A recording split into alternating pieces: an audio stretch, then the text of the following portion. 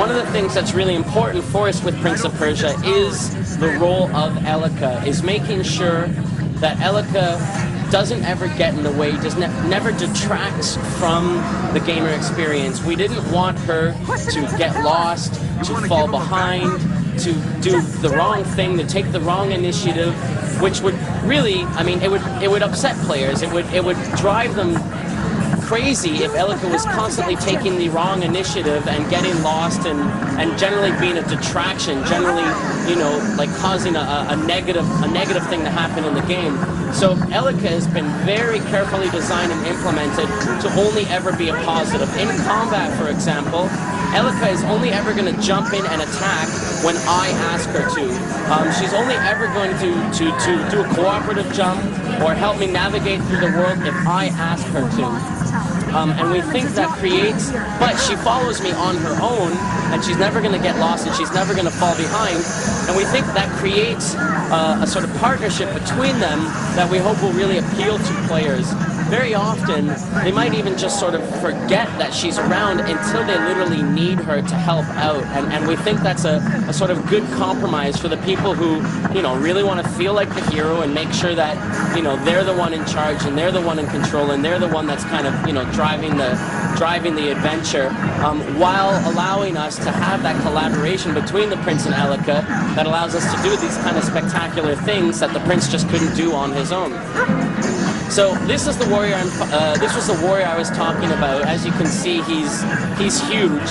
And if I try and fight him, there I've tried to go in and throw him up into the air, and he literally just throws me back. He's simply too big. So my strategy here is to drive him up against these columns by attacking him with my sword or Elika, in order to push him up against the columns and bring them down on his head, thus damaging him because it's the only way I can hurt him.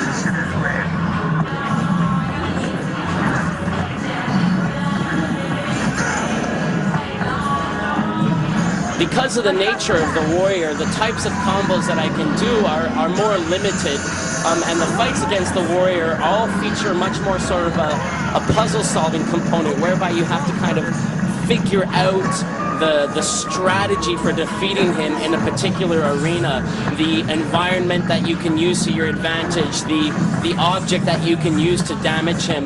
The other enemies in the game, though, all have very different types of combat experiences against them. We really wanted to make sure that every enemy that you're facing in this game, while you're fighting against them all, you know, using the same combat system, so, you know, X to swing your sword, Y to use Elika, A to do an acrobatic attack, B to do a gauntlet attack.